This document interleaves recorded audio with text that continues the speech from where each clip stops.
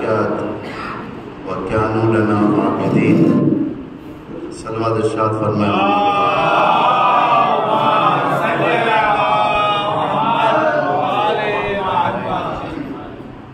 صاحبان ایمان، بزرگان ملت، یہ اس سلسلے میں میری آخری مجلس ہے اور انشاءاللہ کل سے آپ اور عالم تر اور تقویٰ تر شخص کی خدمت میں ہوں گے۔ یہ سلسلہ چلتا ہوا آ رہا ہے اور یہ کافی اچھا سلسلہ ہے، یہاں کا مجھے بہت پسند ہے، جو روزانہ ایک مجلس، سٹینڈرڈ جسے کہا جاتا ہے مجلسوں کا معیار، ایک مجلس روزانہ ایام اعظام میں حاصل ہوتا ہے۔ بہت سارے مقامات ایسے ہیں، اگر آپ جائیں گے وہاں پر مجلسوں کی بوچھار بمباری، ایک جگہ مرثیہ ہوتا ہے، ایک جگہ نوحہ ہوتا ہے، ایک جگہ منبر ہوتا ہے، کنفیوژن ہو جاتا ہے انسان کو کہاں جائے، کون سی مجلس سنیں۔ یہ سسٹم اچھا سسٹم ہے، مجھے پسند ہے آپ لوگوں کا سسٹم۔ بہرحال خدا سلامت رکھیں آپ لوگوں کو، آرگنائزرز کو، اللہ توفیقات میں اضافہ فرمائے، خداوند متعال آپ لوگوں سے راضی رہے، امام زمانہ راضی رہے، آپ کے مشکلات حل ہو، کہ دنیا و آخرت کا بہترین سرمایہ ان مقامات سے حاصل کریں، کیونکہ یہی وہ مقام ہے جہاں سے انسان سرباز ولایت بن کر اٹھتا ہے۔ آپ کو معلوم ہے کہ دنیا میں کوئی یونیورسٹی نہیں ہے جہاں سے سرباز ولایت بنا ہے، البتہ سرباز شیطان بناتے ہیں۔ سرباز شیطان بہت ساری جگہوں سے بنتے ہیں جہاں سے پڑھتے ہیں۔ سب سے زیادہ کرپشن، گھوٹالا بڑی یونیورسٹی سے پڑھے ہوئے لوگوں کے اندر ہے۔ آپ دیکھیں جتنا بھی آپ دیکھتے ہو گھوٹالا،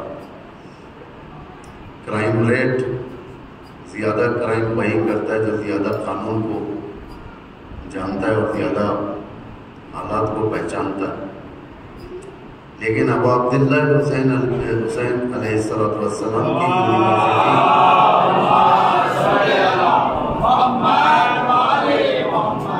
سب سے الگ ہے۔ یہاں سے سرباز تربیت پاتے ہیں، فوج تربیت پاتی ہے، جو امام زمانہ کی خدمت میں رہے گی، جو دنیا میں عدل و انصاف، حاکمیت ہوگی، یہ کس کے ذریعے سے ہوگی؟ امام اکیلے تو نہیں کریں گے۔ آپ نے تاریخ میں دیکھا ہے، اماموں کی زندگی آپ نے سنی، کوئی امام ولو خدا کی طرف سے نمائندہ ہوتے ہیں، لیکن جب تک امت ساتھ نہ ہو امام تنہا ہوتا ہے۔ میں نے پرسوں کی تقریر میں کہا تھا، امام وحید، الغریب، الشرید، الطرید، یعنی امام کی حالت یہ ہو جاتی ہے جب امت امام کے ساتھ ہوتی ہے، وہ امام احکام الہی کو زمین پر لاگو کرتا ہے، جس سے عدالت کی حکومت قائم ہوتی ہے۔ تو ہمیں امام کے ہمراہ ہونا چاہیے۔ امام کے ہمراہ ہونے کے لیے کسی بھی زمان آپ یہ مت سمجھیں کہ امام غائب ہے تو ہم لوگ ہمراہ نہیں ہو سکتے۔ اتفاقاً آج ہمراہ ہونا ہے امام کے ساتھ چلنا ہے۔ امام کے ساتھ چلنے کے لیے پس تعلقات، وہ تعلقات جو پستی کی طرف انسان کو لے کر جاتے ہیں، وہ لے کر ہم امام کے ساتھ نہیں چل سکتے۔ امام کے ساتھ چلنے کے لیے شرافت چاہیے، امام کے ساتھ چلنے کے لیے بزرگواری چاہیے، امام کے ساتھ چلنے کے لیے جہالت سے نکل کر نور اور ہدایت میں آنا چاہیے، اس لیے کہ جہالت اپوزٹ نور کی، چھٹویں امام سے ایک روایت ہے جو کتابوں میں موجود ہے اور امام خمینی نے اس کی شرح بھی کی. شرح جنود عقل و جہل، یعنی جنود عقل، جنود کہتے ہیں لشکر، جنود عقل کا ایک لشکر ہوتا ہے، اسی طریقے سے جہل کا بھی لشکر ہوتا ہے. 72 عقل کے لشکر ہیں، 72 جہل کے لشکر ہیں. عقل کا لشکر یہ ہے کہ علم ہے، پاکی ہے، طہارت ہے، اخلاص ہے، یہ ساری کی ساری نور ہے، یہ ساری کی ساری عقل کا لشکر ہے. جہالت کا بھی ایک لشکر ہے. جہالت کا لشکر وہ جہل ہے، نادانی ہے، یعنی جتنے رجس میں آتے ہیں، رجس انما یرید اللہ لیذہب عنکم الرجس، جو آپ پڑھتے ہو آیت سب کو یاد ہے یہ معمولاً. یہ رجس کے اندر سارے کے سارے چیزیں آ جاتی ہیں، یعنی لشکر جہل آ جاتا ہے. اللہ کے بھی لشکر ہیں، شیطان کا بھی لشکر ہے. اللہ کے بھی حزب ہے جو قرآن حزب اللہ کہتا ہے، شیطان کے بھی حزب ہے جو قرآن حزب شیطان کہتا ہے. انسان کا اختیار ہے، چاہے اس طرف جائے چاہے اس طرف جائے. مومن انہی چیزوں کی رعایت کرتا ہے، کوشش کرتا ہے کہ مومن میری زندگی اس راہ میں گزرے جو راہ اماموں نے ہدایت کی اللہ تک پہنچنے کی، کیونکہ امام حق کا راستہ ہے، بلکہ حق ہے، امام حق ہے. زیارت جامع کبیرہ میں ہم کہتے ہیں اس بات کو، انتم الصراط الاقوام، کہ آپ ہی راہ راستہ، آپ ہی سیدھا راستہ. یہ نہیں کہ علی راستے پر ہٹ کے چلتے، نہیں، علی ہی سیدھا راستہ. رسول اکرم فرماتے ہیں کہ اگر تم دیکھو کہ ساری دنیا ایک طرف جا رہی ہے اور امیر المومنین علی ابن ابی طالب ایک طرف جا رہے ہیں، تو تم علی ابن ابی طالب کی پیروی کرو، کیونکہ امام جہاں جائے گا وہیں پر رہا. اسے کہتے ہیں ہمراہی. راستہ مطلب یہ نہیں کہ امام آگے بڑھ رہا ہے تو ہم پیچھے پیچھے چل رہے ہیں، اسے نہیں کہتے. امام کے ساتھ رہیں. وَمَعَكُمْ مَعَكُمْ لَا مَعَ غَيْرِكُمْ، زیارت میں پڑھتے ہیں جامع کبیرہ میں، میں آپ کے ساتھ ہوں، میں آپ کے ساتھ ہوں، آپ کے علاوہ کسی کے ساتھ نہیں. زیارت جانا حتیٰ موت و حیات کے بارے میں بھی زیارت عاشورہ میں ہم پڑھتے ہیں، اللہم اجعل محیا محیا محمد و آل محمد و مماتی ممات محمد و آل. ہماری زندگی محمد والے محمد کی زندگی کے ساتھ، ہماری موت ان کی موت کے ساتھ. یعنی ہم لوگ، ہماری زندگی کی سیٹنگ اینول پہ ان کے ساتھ ہوتی ہے، یعنی اس سے ہٹ کر ہم نہیں کر سکتے، یہ ہمارا ایمان اجازت نہیں دیتا. جہالت انسان کو مار دیتی. توجہ کریں آپ لوگ اب یہاں سے. جہالت ایک مصیبت ہے، بلا ہے. امام علی فرماتے ہیں الجہل موت الاکبر، جہالت سب سے بڑی موت ہے. جہالت اور ہے، نادانی اور. ایک ہوتا ہے ان پڑھ، پڑھنا لکھنا نہیں جانتا، اسے جاہل نہیں کہتے. کبھی پڑھے لکھے لوگ بھی جاہل ہوتے ہیں، پڑھے لکھے لوگ بھی جاہل ہوتے ہیں، جو معاشرے کو اپنے پیدا کیے ہوئے عقائد کے ذریعے سے، اپنے پیدا کیے ہوئے افکار کے ذریعے سے منحرف کرنے کی کوشش کرتے ہیں، اسے بھی جاہل کہتے ہیں. یعنی انکلوڈ کرنا کچھ بھی. یہ کوئی دین فالودہ آئس کریم نہیں ہے کہ یہ ڈال دیا، سبزہ ڈال دیا، کریم ڈال دیا، وینیلا ڈال دیا، یہ ڈال دیا. دین خالص. شیطان جب حضرت آدم کے سجدے کو انکار کیا تھا، سجدہ کرنے سے، اللہ سے اس نے، شیطان نے کہا تھا خدایا میں تیرے ساتھ ایک ایگریمنٹ، ڈیل کرنا چاہتا ہوں. ڈیل یہ ہے کہ میں ایسی عبادت کروں گا تیری، ایسی عبادت کروں گا آج تک نہ کسی نے کی ہوگی اور نہ آئندہ کوئی کر سکتا. صرف اور صرف مجھے آدم کے سجدے سے معاف کر. تو خدا نے جواب دیا کہ مجھے تیری ایسی عبادت نہیں چاہیے، مجھے وہ عبادت نہیں چاہیے جیسی تو کرنا چاہتا ہوں، میں جیسا چاہتا ہوں وہ عبادت دے مجھے. اسے کہتے ہیں دین، سسٹم. ہم اپنے من سے کچھ نہیں کر سکتے، لوگ مخلوط کرتے ہیں ہر چیز، اضافہ کر دیتے ہیں کوئی چیز، یعنی ٹیسٹ جیسا بوفے سسٹم ہوتا ہے، ہوٹل کے اندر جاتا ہے انسان، ہوتا ہے نا 500 روپیہ ایک پلیٹ کا دے دیں آپ چاہیں، بوفے سسٹم جو چاہے کہ دین اس چیز کا نام نہیں، دین ایک کامبو ہے، ایک پیکیج ہے۔ آپ جانتے ہیں کہ آپ اگر سپر مارکیٹس میں اگر آپ جائیں گے یہ چیز اپنے طریقے سے انتخاب کریں گے، اسے ٹیسٹ کہتے ہیں، اسے ٹیسٹ، لیکن دین ایک پیکیج ہے، اس پیکیج کے اندر آپ کو ہر چیز، اس پیکیج کے اندر آپ کے لیے نماز ہے، روزہ ہے، اس کے قانون ہے، حج ہے، زکوٰۃ ہے، خمس ہے، جہاد ہے، یہ پورا پیکیج آپ کو لینا ہے۔ یہ نہیں کہ نؤمنون بعض و نکفرون بعض، نہیں ہے، بعض چیزوں کے اوپر ایمان رکھا، بعض چیزوں کے اوپر نہیں رکھا، مجھے یہ پسند ہے میں یہی کروں گا، مجھے یہ پسند نہیں کروں گا، اسے دین نہیں کہتے۔ دین اپنے حال پر نہیں چھوڑتا، ہم جانور نہیں ہیں کہ اپنے طریقے سے چل لیں۔ کبھی جانور کی فطرت آپ دیکھیں، لاکھ اسے کتنا بھی گھاس ڈالیں، کتنا بھی چارہ ڈالیں، اسے جانور پڑوس کے گھر میں بھی جا کے کھاتا ہے، اسے کوئی روک ٹوک نہیں۔ دین اس چیز کا نام نہیں، دین سسٹم ہے، جو دیا جائے گا وہی لینا ہے، جس سے منع جائے گا اسے رک جانا ہے۔ جیسا کہ خدا کہہ رہا ہے قرآن کے اندر، جو پیغمبر تمہیں دے دے فخذوہ، اسے حاصل لے لو، چومو چرانے کو لے لو، اور جس سے منع کرو اسے رک جاؤ۔ اسے کہتے ہیں کیا؟ مومنون حقا، پرفیکٹ مومن۔ قرآن کہہ رہے ہیں مومنون حقا، یہ میں نہیں، قرآن۔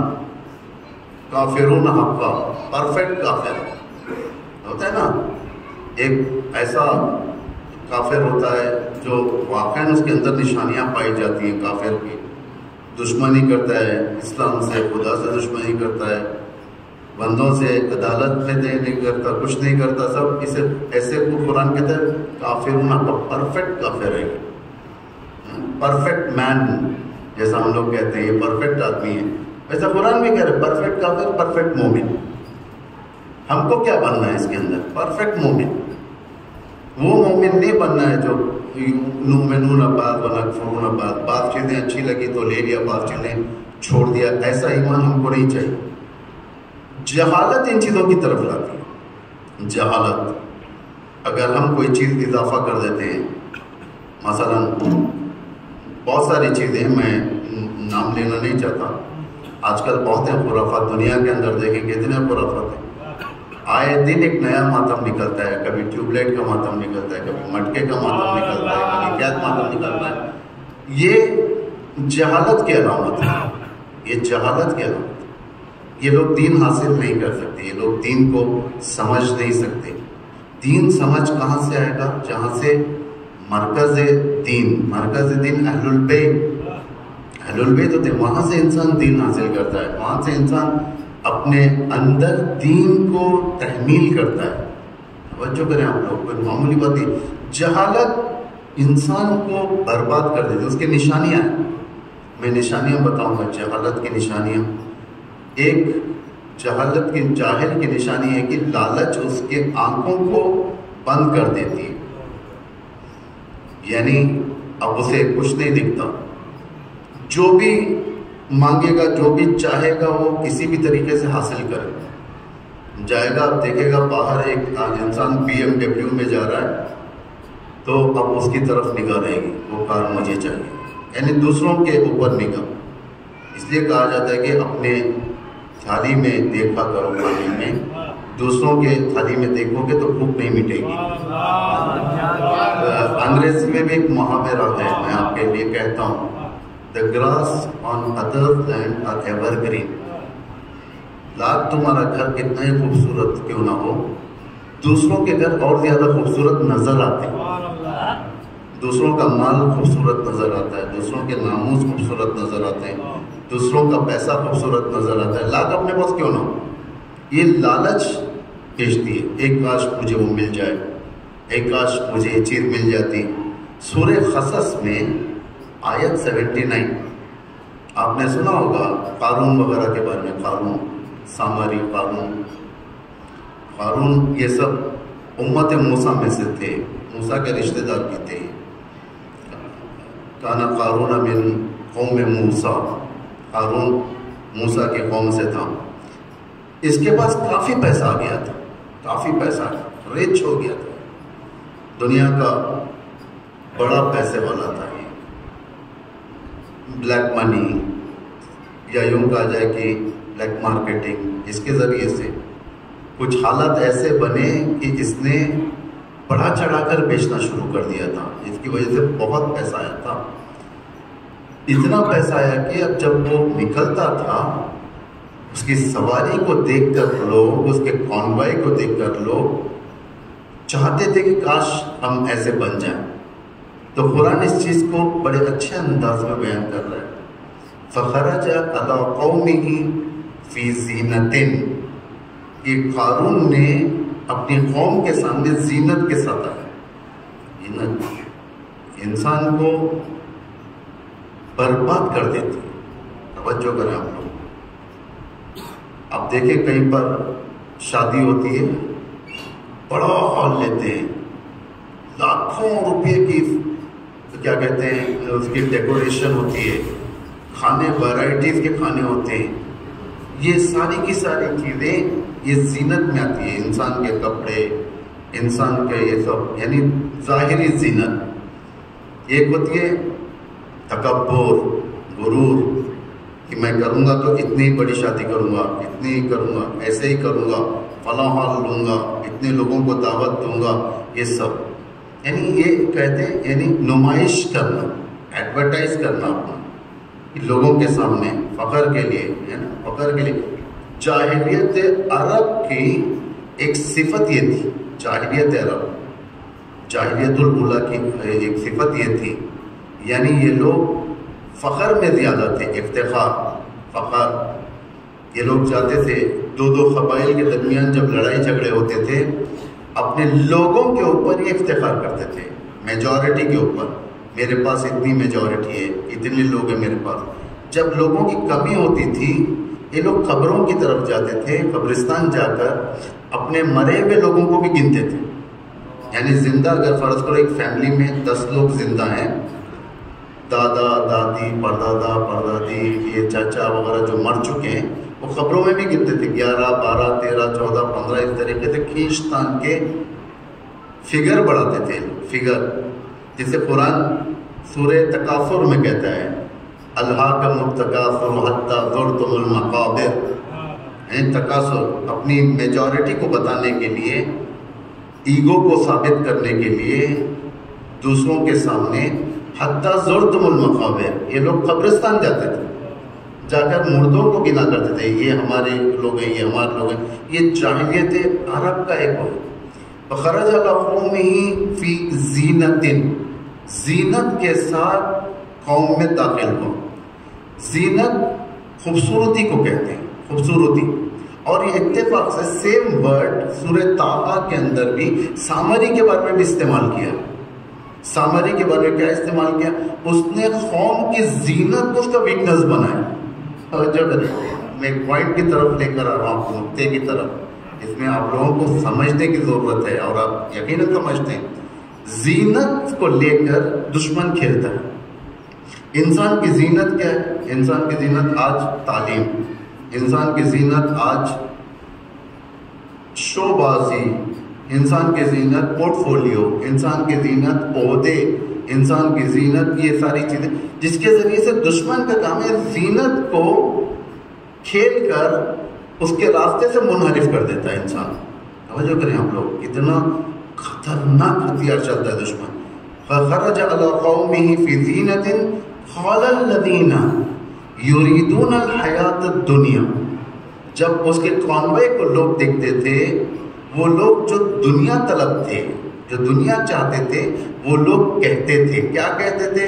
या लैत लना मिस्ल मा ऊतिय क़ारून, एक काश हमें भी BMW मिल जाती जिस तरीके से उसे मिली, एक काश हमें भी ऑडी मिल जाती, फेरारी मिल जाती जिस तरीके से उसे मिली। यानी तमन्ना करना जाहिलियत की सबसे बड़ी और गहरी जहरालूद सिफत, यानी लालच।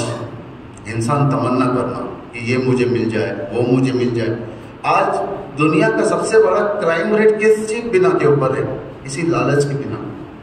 ملکیں جنگ کرتے ہیں لالچ کی بنا پر، زمین ہڑپنا، اقتصاد کو زیادہ کرنا اس کے ذریعے سے. آج دنیا کے اندر جتنے بھی جنگ ہوتے ہیں جو امریکہ کرواتا ہے عرب وغیرہ میں، کس لیے؟ پیسے کی لالچ. اگر یہ جنگ ہوگی تو میں اسلحہ بیچوں گا، جب اسلحہ بیچوں گا تو میرے خزانے میں پیسہ بڑھ جائے گا.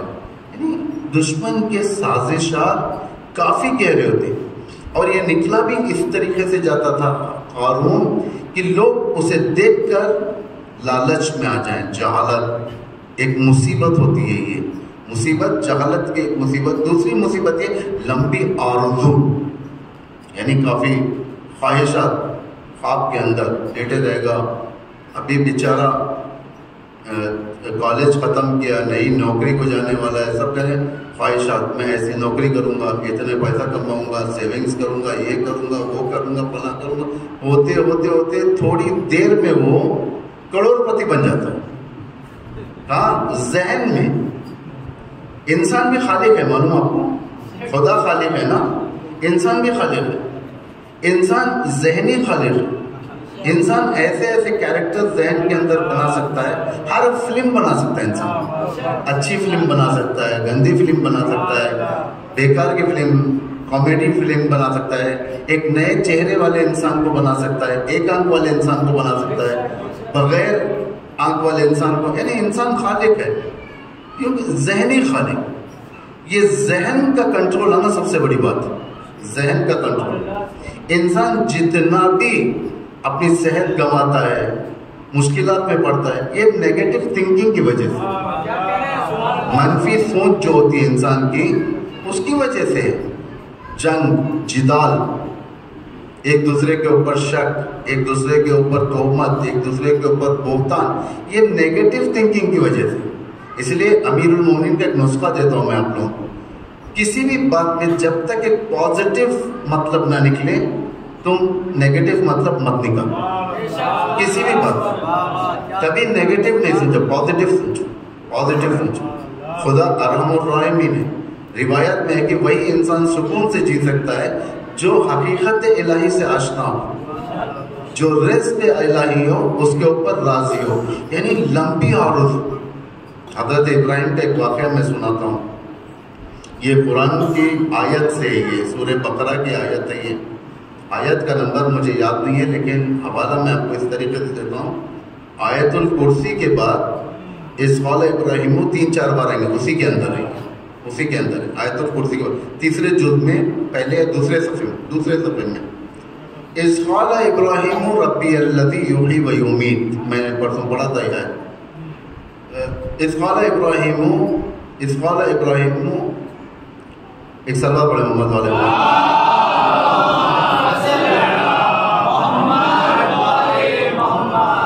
کیف تحیی الموتیٰ. اے پروردگار، میں دیکھنا چاہتا ہوں کہ تم مردوں کو کیسے زندہ کرتا ہے. ایک جگہ سے گزر رہے تھے حضرت ابراہیم.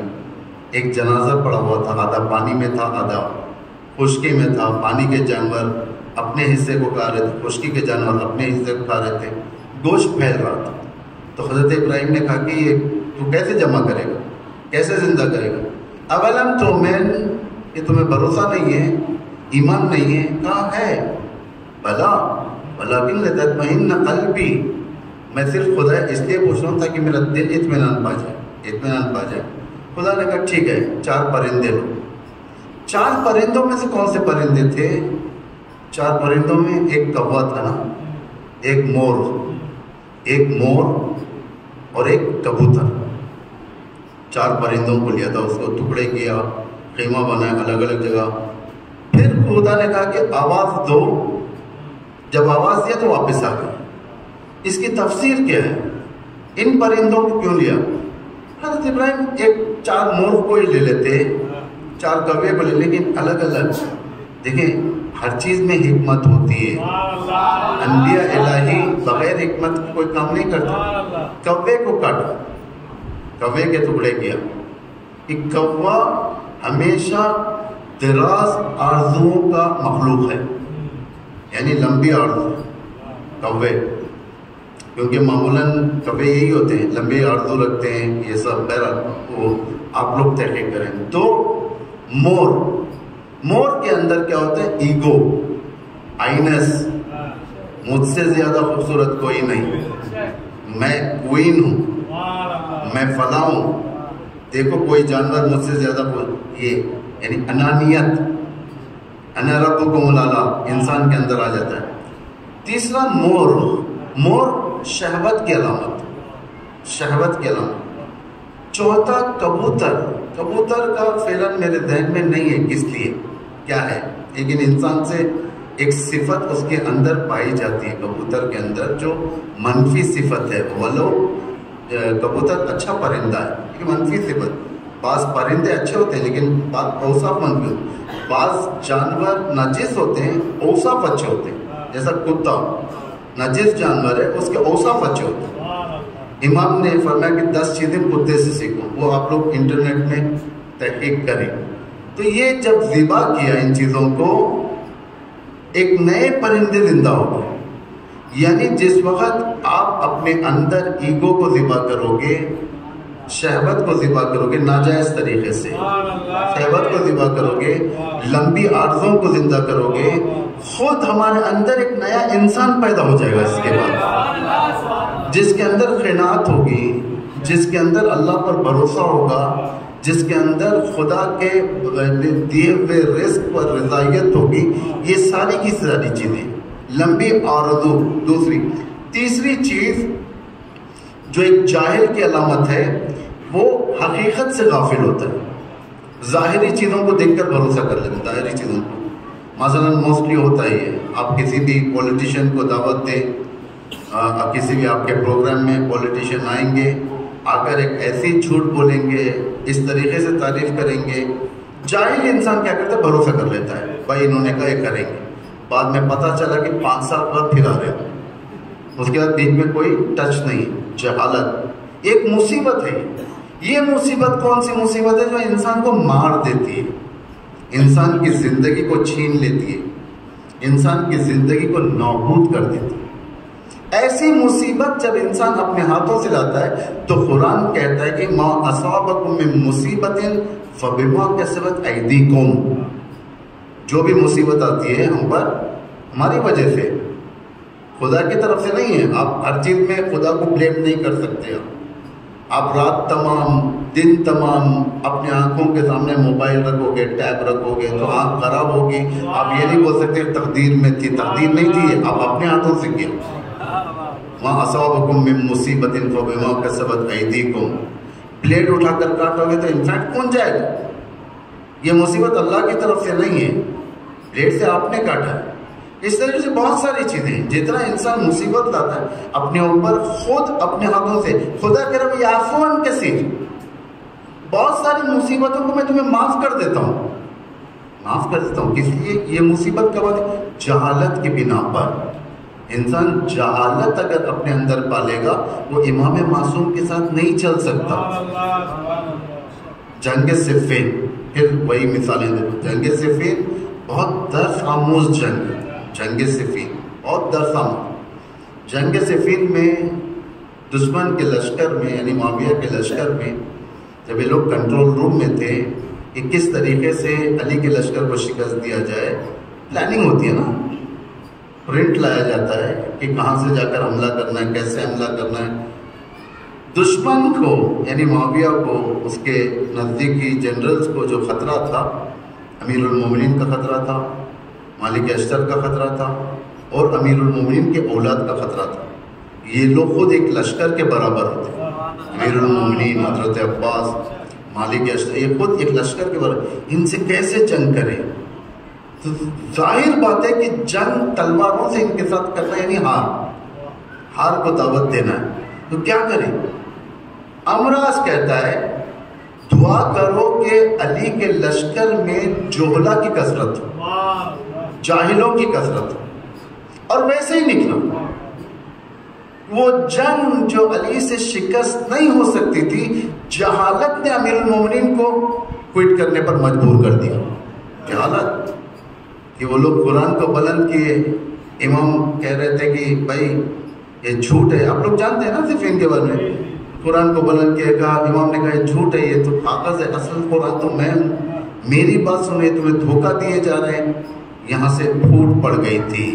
کل میں نے کہا تھا 3 دشمن کے ساتھ ایک چوتھا دشمن تھا امیر المومنین کا, وہ تھا جاہل لوگ, جسے امام روتے تھے, فرماتے تھے کہ کاش میرا دل چاہتا ہے کہ تمہارے 10 کو معاویہ کے ایک آدمی سے رد و بدل کر دو.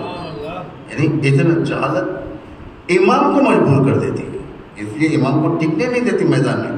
ورنہ وہ امام جس کے چرچے جنگوں کے اندر کوئی فراموش نہیں کرتا تھا, یعنی آئیکن بنے ہوئے تھے جوانوں کے, امام کی جنگوں کو دیکھ کر لوگ ابتا کیا کرتے تھے, یہ امام اسے امت کے سامنے مجبور ہو گیا. کس بنا پر مجبور ہو؟ جہالت کی بنا پر. اور جہالت سیم پوزیشن رکھتی ہے جو امیر المومنین کے دور میں جو پوزیشن تھی جہالت کی, وہی ابھی بھی وہی پوزیشن ہے. آپ یہ نہیں کہہ سکتے کہ آج ترقی یافتہ دور ہے. اتفاق سے ترقی یافتہ دور میں سب سے زیادہ جہالت بھی پل رہی ہے, سب سے زیادہ انسان دشمن بھی پل رہے ہیں, سب سے زیادہ. اللہ نے جو قرآن میں کہا ہے, اسی انما یرید اللہ کے آیت کے حصے میں, اوپر والے حصے میں خدا نے کہا کہ لو تبرجنا تبرج الجاہلیت الاولی, کہ تم لوگ جاہلیت اولا کی پیروی نہ کرو. جاہلیت اولا یعنی جاہلیت کا فرسٹ جنریشن.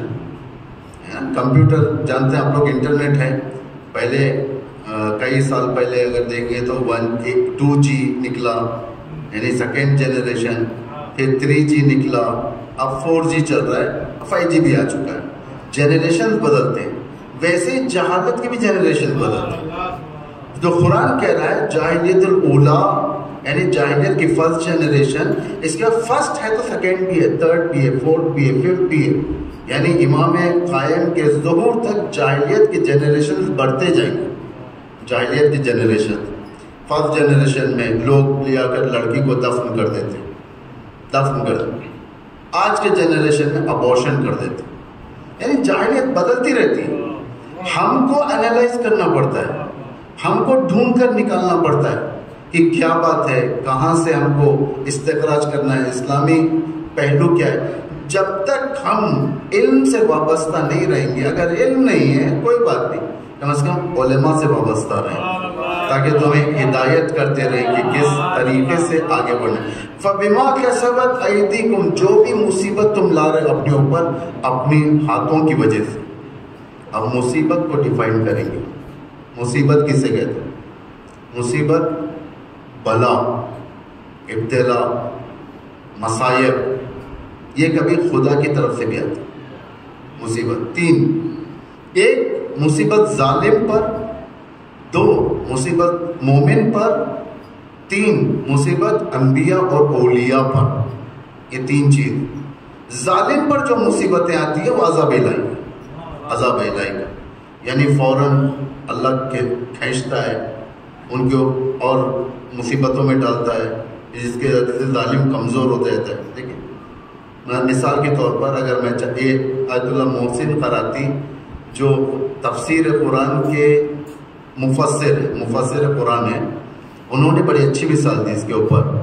انہوں نے فرمایا کہ ایک وقت ہم لوگ چائے پیتے ہیں, کبھی چائے گریبان پر گر جاتی ہے تو ہم کیا کرتے ہیں, فوراً اٹھ کر پانی لے کر پوچھ دیتے ہیں, فوراً پوچھ دیتے ہیں پانی, تاکہ دھبا نہ رہے, غلاظت نہ دکھے, خراب نہ دکھے, فوراً پانی سے. دوسرا, چائے بیڈ شیٹ کے اوپر گر جاتی ہے, بیڈ شیٹ پلنگ کے اوپر, بیڈ شیٹ کے اوپر, تو کیا کرتے ہیں, فوراً اٹھا کر نہیں دھوتے, اٹھا کر رکھ دیتے ہیں. اس کو بعد میں ویکینڈ جب بھی دوسرے کپڑے یا پردے وغیرہ دھلے جاتے ہیں اس میں ڈال دیا جاتا ہے, اس میں ڈال دیا جاتا ہے. تیسرا, قالین پر گر جاتی ہے کوئی چیز. اب قالین تو فوراً نہیں دھلی جائے گی, سال میں ایک بار, تو اس کو سال میں ایک بار یعنی دھونے والوں سے پوچھیں کس طریقے سے دھوتے ہیں, گرد کیسے جھاڑتے ہیں, کیسے ڈنڈے لگاتے ہیں قالین کے اوپر. یہی ہے اتفاق سے. یعنی اگر مومن کوئی گناہ کرتا ہے خدا فوراً دھو دیتا ہے اس گناہ کو. کیسے دھوتا ہے؟ بلا کے ذریعے سے, مصیبت کے ذریعے سے. کبھی دل غمگین ہو جاتا ہے. آپ دیکھے ہوں گے کبھی آپ بیٹھے رہتے ہیں, آپ ایک کوئی بات ذہن میں آ جاتی ہے, آپ کے دل کے اندر گھبراہٹ شروع ہونے لگتی ہے، آپ غمگین ہو جاتے ہو، عجیب سا ہوتا ہے، عجیب فیلنگ ہوتی ہے، بڑا غم کی فیلنگ ہوتی ہے. تو اس وقت آپ استغفار کریں، اس لیے کہ خدا اس غم کے ذریعے سے کچھ گناہ چھاڑ رہا ہے، کچھ گناہ چھاڑ رہا ہے آپ کے. نقصان ہو گیا، نقصان کو آپ یہ مت سمجھیں کہ کوئی نظر لگ گئی. معمولاً لوگوں کے اندر یہ ہوتا ہے یہ کہ میرا نقصان پہ نقصان ہو رہا ہے، مجھ پر کوئی جادو ہو گیا. ایسا نہیں ہوتا، ایسا نہیں ہوتا. اگر نقصان ہو رہا ہے اس کا مطلب اللہ کی رحمت آپ کے ساتھ ہے، خدا کنٹرول کر رہا ہے آپ کو، خدا چاہتا ہے آپ کنٹرول میں رہیں خدا کے، اس لیے نقصان ہوتا ہے. آپ کوشش کریں نقصان کم کرنے کی، لیکن پازیٹیو ویو رکھیں اللہ کے اوپر، جس کے ذریعے سے تمہارے گناہ کو اللہ چھاڑ رہا ہے. کیونکہ اللہ نہیں چاہتا کہ آپ خبر کے اندر ذلیل ہو، خدا نہیں چاہتا، حقیقت میں نہیں چاہتا. حدیث قدسی میں یہ بات، حدیث قدسی میں خداوند متعال مومن کے ساتھ کیسے برتاؤ کرتا ہے. خدا کہہ رہا ہے پہلے میں مومن کو دنیا کے اندر بیمار کرتا ہوں، مومن کو دنیا کے اندر پریشانیوں میں ڈالتا ہوں، یہ کرتا ہوں، اس کے بعد جب مرنے کی نوبت آتی ہے تو اس کی موت کو مشکل کر دیتا ہوں، تاکہ جب موت کے بعد وہ اٹھے تو پاک اٹھے خدا کی بارگاہ میں. کافر کو دنیا میں دیتا ہوں، بہت دیتا ہوں، اور مرنے کے بعد اس کے سارے احسانات اس کے مرنے سے پہلے چکا دیتا ہوں، لیکن بعد میں اس کے لیے مشکل ایجاد کرتا ہوں. مومن ایک پازیٹیو ویو رکھنا چاہیے اللہ پر، کیونکہ خدا الرحم الراحمین ہے. توجہ کریں آپ لوگ، تو خدا کی طرف سوچنا، خدا کی طرف. تو یہ مصیبت جب بھی آئے آپ لوگ سہارا ہے، دعاؤں کا سہارا ہے. دعائیں بہت سارے، دعائیں توسل، دعائیں توسل صرف منگل کی دعا نہیں ہے، جب بھی کوئی حاجت تو پڑھے. بہترین دعا، بہترین جو منگل کو معمولاً پڑھی ہے، بہترین دعا ہے دعائیں توسل. اس کے بعد آتا ہے ظالموں کی، اس کے ظالموں کے لیے، ظالموں کے لیے مصیبت بلا ہو جاتی ہے، عذاب ہے، اللہ کا عذاب ہے. صدام پر جو مصیبت نازل ہوئی وہ کس لیے نازل ہوئی؟ عذاب الہی. الظالم سیفی، خدا کہہ رہا ہے ظالم میری تلوار ہے، جس کے ذریعے سے میں دوسرے ظالم کا بھی انتقام لیتا ہوں اور اس کا بھی انتقام لیتا ہوں. صدام مثال ہے اس کی، امریکہ ظالم، صدام ظالم. اللہ نے امریکہ کے ذریعے سے صدام کا بدلہ لیا اور خود امریکہ اس عراق میں پھنس گیا، اس عراق میں پھنس گیا. یعنی اللہ نے پھنسایا، کسی خود سے نہیں پھنسا، اللہ پھنسا، کیونکہ اللہ کا قانون ہے یہ. ظالم و سیفی، میں جس کے ذریعے، ظالم میری تلوار ہے، وانتقیم بہ وانتقیم منہ، اس کے ذریعے سے اس کا بھی امتحان لیتا ہوں، دوسرے کا بھی امتحان لیتا ہوں. تیسرا امتحان، تیسری بلا اولیاء خدا پر، یعنی ان کے اوپر جو بلا نازل ہوتی ہے یہ کفارہ نہیں ہے، یہ ان کی رفعت کا سبب ہے، یعنی ان کے درجے بڑھ جاتے ہیں. آپ دیکھیں ایران کے اندر کتنی مصیبتیں ہیں. آج ایک ہفتے سے جو مصیبتیں چل رہی ہیں، جو لوگ اٹھ گئے، یعنی چند بے حیا لوگ، ایسا دشمن بتاتا ہے جیسا سارا ایران اٹھ گیا. بھائی ایران کی 8 کروڑ کی پبلک ہے، جس میں سے 4.5 کروڑ عورتوں کی ہیں، اور اس میں سے 2000 عورتیں، ایک ایوریج بتا رہا ہوں میں، 2000 عورتیں ننگے نکل گئے. اس کا مطلب یہ نہیں کہ اسلام، انقلاب اسلامی کے اوپر بہت بڑی آنچ آ گئی، نہیں ہے. اس سے پہلے بھی ہوا تھا، 2009 میں بھی ہوا تھا، 2017 میں ہوا تھا. یہ سب مصیبتیں کیوں آ رہی ہے؟ اس لیے آتی ہے تاکہ اسلامک ریپبلک اور مضبوط تر بنے.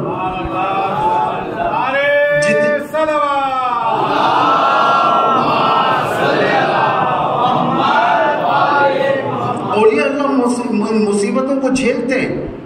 کیوں جھیلتے ہیں؟ تاکہ ترفعی، ان کی رفعت ہوتی ہے، ان کا درجہ بلند ہوتا ہے. قرآن کہہ رہا ہے سورہ بقرہ میں آیت 124 یا 125، آپ آگے پیچھے دیکھ لیں. یہ آیت میرے خیال سے یاد بھی ہوتی ہے لوگوں کو، آپ کو بھی یاد ہونی چاہیے. اذ قال ابراہیم، نہیں، قال اللہ نے کہا وَإِذِ ابْتَلَى إِبْرَاهِيمَ رَبَّهُ بِكَلِمَاتٍ، ہم نے ابراہیم کو امتحان کیا. توجہ کریں، اذ ابتلا، ابتلا مبتلا، یعنی مصیبتوں میں ڈالا، ابتلا کیا. امتحان کیا بکلمات فاتمہن، جب یہ ایگزام ختم ہو گیا حضرت ابراہیم کا، قال انی جاعلک للناس اماما، حضرت ابراہیم پہ کون سا امتحان ہوا؟ شیخ الانبیاء حضرت ابراہیم، جو خدا کہہ رہا ہے ہم نے امتحان کیا، کون سا امتحان تھا یہ؟ خدا خود کہہ رہا ہے بات، مالک للزیفان ولدک للقربان ونفسک للنیران اتخذناک خلیلا، ابراہیم تم نے اپنے مال کو غریبوں میں تقسیم کر دیا، تم نے اپنے بیٹے کو قربان گاہ تک پہنچا دیا، کوئی معمولی بات نہیں تھی، بچے کو لے جا کر گلے کے اوپر چاقو رکھنا اور کاٹنا، خون کا گرمی احساس کرنا، بعد میں دیکھا کہ بچہ نہیں ہے، بچہ سامنے دمبا، یعنی کاٹا تو صحیح تھا، ذہن میں تو یہ تھا کہ میں اپنے بچے اسماعیل کو کاٹ رہا ہوں، تھا نا، ولدک للقربان ونفسک للنیران، یہ نہیں کہ مال اور اولاد کے اوپر، خود اپنے آپ کو حاضر کر دیا، یعنی آگ کے حوالے کروا دیا، منجنیق سے پھینکا گیا، راستے میں جبرائیل آئے مدد کے لیے، کہا کہ مدد ہاں چاہیے لیکن تجھ سے نہیں چاہیے، مجھے اللہ سے، اللہ میرے حال کو جانتا ہے، یہ سب واقعات ہیں، لیکن وہاں پہ یہ سب امتحان ہوئے حضرت ابراہیم کے، تو خدا کیا کر رہا ہے؟ اب گریڈ بڑھا رہا ہے، کون سا گریڈ؟ انی جاعلک للناس اماما، میں نے تمہیں صرف مومنین کا امام نہیں بنایا، ساری انسانیت کا امام بنایا، گریڈ۔ اولیاء کا امتحان اس لیے جتنا زیادہ امتحان ہوگا یہ لوگ اور نکھر کر آئیں گے، سامنے کی بات لے لیں، حضرت آیت اللہ خامنئی کیا آرام سے بیٹھے ہوئے ہیں؟ وہ سوچنے کی بات ہے نا بھائی، رہبریت کے اوپر 32 سال سے بیٹھے ہوئے، آرام سے بیٹھے ہوئے، امتحانات دے رہے۔ آپ لوگوں کی عمر، جو جوان بچے ہیں یہاں پر، جو یہاں پہ بالکل سن جس کی 20 سال 25 سال، اس دور سے وہ امتحانات میں، جب امتحانات دیں تو روز بروز خدا ان کے عزت کو بھی افزائش کرتا ہے، بڑھاتا بھی ہے، ان کی محبت بھی دلوں کے اندر ڈالتا ہے،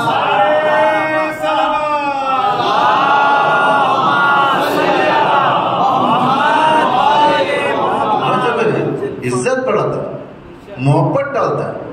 اب ایک حاکم، ہم لوگ ووٹ دیتے ہیں، پسند آتا ہے وہ حاکم، ہم جاتے ہیں ووٹ ڈال دیتے ہیں، ایک 5 سال کے لیے آتا ہے، 5 سال پہلے محبوب تھا، 5 سال پہلے نفرت ہوتی ہے لوگوں کو، چاہتے ہیں کہ اس کو بدل کر دوسرے کو لائیں، ہوتا ہے نہیں؟ آج 32 سال سے زیادہ ہو گیا ہے، بتا دیں کہاں پر آیت اللہ خامنئی کی کوئی ویکنس کسی نے دیکھا ہے؟ کہاں پر ہمارے ولی فقیہ کے اندر خطا دیکھی گئی ہے؟ کون سی زبان انہوں نے ایسی استعمال کی جو زبان اخلاق سے گری ہوئی ہو؟ کون سے فیصلے انہوں نے ایسے کیے جو فیصلے خطا گئے ہو؟ جو کہیں یہ سب سے بڑی بات ہوتی ہے، جو اللہ کے لیے کر لیتا ہے اپنے آپ کو، اللہ اس کا ہو جاتا ہے، مصیبتوں میں ڈال کر دیکھتا ہے اللہ، اس کی زبان سے ایک کفر نہیں نکلتا، ایک شکایت نہیں نکلتی، اللہ اس کے درجے کو بلند کرتے چلے جاتے ہیں۔ جو کریں یہ دیکھیں، آج جو بھی رہبر بولتے ہیں ہو کے رہتا ہے، یہ نہیں کہ بات ہو گئے، بعض پیشن گویا نہیں ہوئی، ہوئے ہیں۔ امام خمینی کی طرح، امام خمینی نے کیا فرمایا تھا؟ امام خمینی نے خط لکھا تھا کیسے؟ گوربچیف کو، USSR کا، یعنی پچھلا سابق رشیا سے پہلے جو سوویت یونین تھا، جو کمیونسٹ لینڈ تھی، وہاں پر گوربچیف کے پریزیڈنٹ کو خط لکھا، گوربچیف کو، کہ اسلام کی طرف دعوت تھی، کمیونسٹ تھا، ظاہر بات ہے ایک مذہب انتخاب کرے، یا تو کافر بن جائے یا خود اسلام کے اندر۔ امام خمینی نے دعوت دی کہ آ جاؤ، گوربچیف نے قبول نہیں کیا، آپ جانتے ہیں قبول نہیں کیا۔ اس خط کے اندر لکھا ہوا تھا کہ میں دیکھ رہا ہوں، اگر تیرا انتخاب صحیح نہیں ہوا، میں دیکھ رہا ہوں کہ کمیونزم کچرے دان میں جانے والا ہے، یا کمیونزم کے ہڈیوں کے ٹوٹنے کی آواز محسوس کر رہا ہوں۔ توجہ کریں، یہ امام خمینی نے خط میں لکھا۔ دنیا کے بڑے بڑے لوگ جو مفکر کہے جاتے ہیں، صاحب فکر کہے جاتے ہیں، جو تھنک ٹینک جسے کہا جاتا ہے، یہ لوگ کہنے لگے ایک بوڑھا آدمی ایک چھوٹے سے گھر میں رہ کر، جس کے پاس کپڑے بھی صحیح طریقے سے نہیں، پرانے کپڑے، اس طریقے سے بیٹھ کر کہتا ہے کہ میں دیکھ رہا ہوں کمیونزم کے ہڈیوں کے ٹوٹنے کی آواز آ رہی ہے، یہ کیسے ہو سکتا ہے؟ 3 سال نہیں ہوئے تھے، 3 سال کے اندر یہ بات سچ ہو گئی، دنیا نے دیکھا۔ امام کیا فرماتے ہیں؟ اتقوا ظنون المؤمنین فإن اللہ تعالی جعل الحق علی السنتہم، مومنین کے زبان سے نکلنے والی باتوں کو سیریس لو، اس لیے کہ اللہ ان کی زبان سے حق کو جاری کر دیتا ہے، حق کو جاری کر دیتا ہے۔ یہ نڈر لوگ ہوتے ہیں، مصیبتوں کو جھیلتے ہیں لیکن اس کو فراموش نہیں کرتے کہ میں اللہ کا بندہ ہوں، یعنی مصیبتوں میں بھی ان کے ذہن میں ہوتا ہے کہ میں اللہ کا بندہ ہوں۔ جو کریں ایک واقعہ اور ایک سناتا ہوں، کیونکہ یہ نوجوان نسل تک پہنچنا ضروری ہے بات ہے، اس لیے میں بیان کر رہا ہوں۔ امام خمینی کی بات ہے یہ، ایک بار شاہ کے زمانے میں، دوسرا انقلاب کے بعد، 2 وقت پوپ نے امام خمینی کے پاس خط بھیجا، پوپ ویٹیکن کا پوپ امام خمینی کے پاس خط بھیجا انقلاب سے پہلے۔ انقلاب سے پہلے کہا کہ آپ کمپرومائز کر چلیں اور اس کے بعد جو ہے مت اٹھیں، اسی حکومت کو چلائیں، یہی کریں، اس طریقے سے باتیں تھیں۔ دوسری مرتبہ انقلاب کے بعد خط لکھتا ہے کس کی؟ امریکہ کی حمایت کرتے ہوئے کہ آپ امریکہ سے جنگ نہ کریں، اس لیے کہ امریکہ ہے یہ فلاں فلاں جو بھی آپ کو معلوم ہو جائے گا اگر آپ ڈھونڈو گے تو۔ امام خمینی مکتب علوی سے تربیت شدہ تھے، مکتب علوی کی تربیت، مکتب کربلا سے وابستہ تھے۔ ایک خط لکھا، ایک خط جواب 1 لائن کا، انہوں نے کہا کہ مجھے تعجب ہے پوپ، آغائے پوپ، مسٹر پوپ، مجھے تمہارے اوپر بڑا تعجب ہے، 2 مرتبہ تم نے اپنا ڈیلیگیشن میرے پاس بھیجا، اتفاق سے دونوں مرتبہ ظالم کی مدد کے لیے بھیجا۔ جو کرے مکتب علوی کا شاگرد یہ ہوتا ہے، 2 مرتبہ بھیجا تم نے میرے پاس، اتفاق سے دونوں مرتبہ ظالم کی حمایت کی تم نے۔ آغائے پوپ، میں تم کو ایک نصیحت کرتا ہوں، تم اگر مسلمان نہیں بن سکتے نہ بنو، کم از کم صحیح کرسچن بن جاؤ۔ یہ سب کون کہہ سکتا ہے؟ اسی مکتب والے جو دیکھ چکے ہیں، مشکلات جھیل چکے ہیں، مسائل جھیل چکے ہیں، کیونکہ ایسی باتیں سوائے خدا والوں کے اور کسی کے پاس سے نہیں۔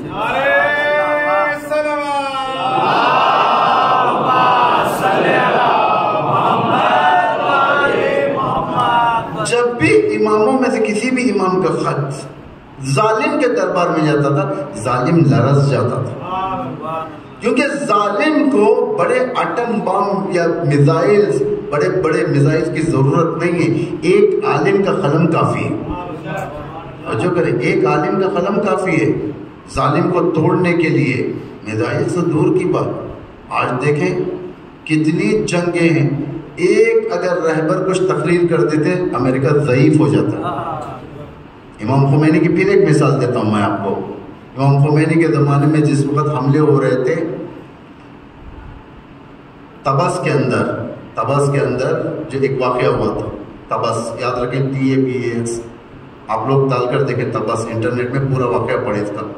امریکن گارڈز آئے تھے، یعنی کمانڈوز، کئی ہیلی کاپٹر میں چاہتے تھے کہ اندر جا کر ایمبیسی سے ان کے لوگوں کو چھڑا کر لے کر جائیں، کچھ خراب کاریاں بھی کریں، توڑے پھوڑے سب، لیکن ایک طوفان آیا جس کی بنا کے اوپر ایک مر گئے، سارے کے سارے ٹکرا کر، یعنی ہیلی کاپٹر سے ٹکرا کر مر گئے۔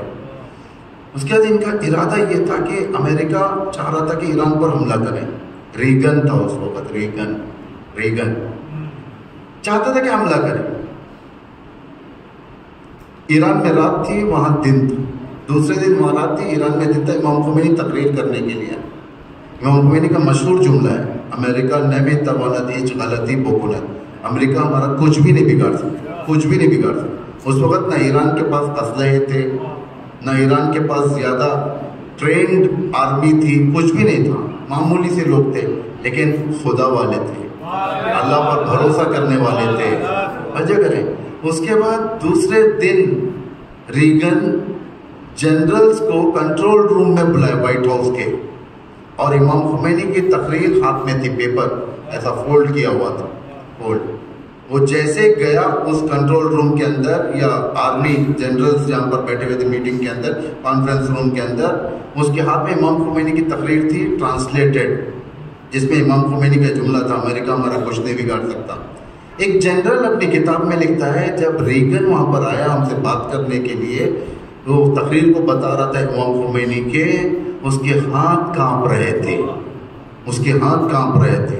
یعنی ایک تقریر دشمن کے لیے خود ایک بڑا ویپن ہے، بس شرطی کہ ولایت میں رہے انسان، صحیح ولایت میں رہے۔ صحیح ولایت والا انسان بڑے بڑے دشمن سے نہیں ڈرتا، اس لیے کہ جانتا ہے کہ اس کے مولا امیر المومنین ہے، اس کے مولا حسین ابن علی ہے۔ یہ مصیبتیں جھیلنی پڑتی ہیں جوانوں، آپ سے میں کہہ رہا ہوں، یہ مت سمجھو کہ لائف ایک نیوٹرل پوزیشن میں جائے گی، نہیں جاتی ہے۔ آپ ڈاکٹر سے پوچھیں، جب انسان کو ڈاکٹر آبزرویشن میں رکھتے ہیں، آئی سی یو کے اندر رکھتے ہیں، جو بازو میں مانیٹر ہوتا ہے، اس کے اندر جو زگزیگ لائنز آتے ہیں، یہ حیات کی علامت ہے، کبھی زندگی اوپر ہوتی ہے کبھی نیچے ہوتی ہے، جو اسٹریٹ لائن جاتی ہے وہ موت کی علامت ہے۔ اگر آپ یہ سمجھیں گے کہ میں آرام سے گزروں بغیر کوئی ڈیفیکلٹیز کے، یہ موت کی علامت ہے، یہ نہ آپ کو تجربہ ملے گا، نہ آپ کو زندگی ملے گی، نہ کچھ۔ یعنی اسٹرگل، مصیبتوں کو جھیلو، مصیبتوں کو جھیلو، تاکہ مصیبتیں، البتہ دعاؤں کو ساتھ رکھو۔ لوگ سوال کرتے ہیں، یہاں پر بھی سوال کیا، مجھے بار بار لوگوں سے یہی کہتا ہوں میں کہ آ کر کہتے ہیں کہ مصیبت ہے ہم پر، یہ پریشانی ہے، یہ پہلی بات تو پریشانی ہر گھر میں، دوسرا اگر آپ کو لگتا ہے پریشانیاں ہیں، آپ کے لیے ایک نسخہ ہے۔ نسخہ یہ ہے کہ آپ ہر نماز کے بعد آیت الکرسی پڑھیں، ہر نماز کے بعد ایک بار، اور سونے سے پہلے ایک بار، یعنی ڈیلی 24 آورز میں 6 بار پڑھیں۔ اس کے بعد دیکھیں اگر اثرات ہیں، اگر کچھ احیاناً اگر اثرات ہیں جادو کے، خود بخود دور کر دیتا ہے پروردگار، اس کو ختم کرتا ہے۔ اب مصیبت بعض اوقات انبیاء پر جو نازل ہوتی ہے ترک اولا کی بنا پر، ترک اولا، جیسا حضرت آدم کیا ہوا تھا، خدا نے کہا نہیں جاؤ، حضرت آدم جا کر کھا لیا۔ میں نے بیان کیا تھا نا شیطان کے بارے میں، شیطان نے کیسے کھا لیا، ترک اولا ہو گیا۔ اب آدم کے اوپر مصیبت کیا ہے، خدا نے کہا کہ آدم اترو، زمین پر جاؤ، اہبطو، چلے جاؤ۔ ایک مصیبت ہو گئی، خدا کی زمین پر رہتے ہوئے، جنت میں رہتے ہوئے آدم دنیا کے اندر آ گئے، یعنی ترک اولا۔ ایسے بہت سارے انبیاء کے ساتھ ہوا ہے۔ یہ مت سمجھیں کہ صرف ہم جیسے لوگوں کے ساتھ یہ سب باتیں ہوتی ہیں، انبیاء کے ساتھ بھی ہوتی ہیں۔ ایک آدم تھے، دوسرا حضرت ایوب، حضرت ایوب کے اوپر کیسی مصیبتیں تھیں، آپ دیکھیں کتنا پیارا واقعہ ہے ان کا یہ۔ ایوب اللہ کے نبی مصیبتوں میں آئے، پیسہ ختم ہوا، قرض بڑھا، پراپرٹیز بیچے، پراپرٹیز بیچ کر قرض ادا کیا، اولاد مری، بیمار ہوئے، خود بیمار ہوئے، بیوی بیمار ہوئی، وبا آ گئی ان کے اندر، مشکلات آ گئے۔ لوگوں نے حضرت ایوب کو اٹھا کر آئسولیشن وارڈ میں بھیج دیا۔ یہ سب جانے ہوئے جملے ہیں، کورونا کے بعد آئسولیشن وارڈ کہاں پر، اس زمانے جنگل میں بھیج دیا تھا۔ اس شہر میں اگر آپ رہیں گے تو یہ بیماری ہم کو بھی لگے گی، آپ چلے جائیں۔ ایوب چلے گئے، لیکن سب سے بڑی تکلیف کی بات یہ تھی کہ لوگ اب ایوب کے بارے میں نیگیٹو باتیں کرنے لگے۔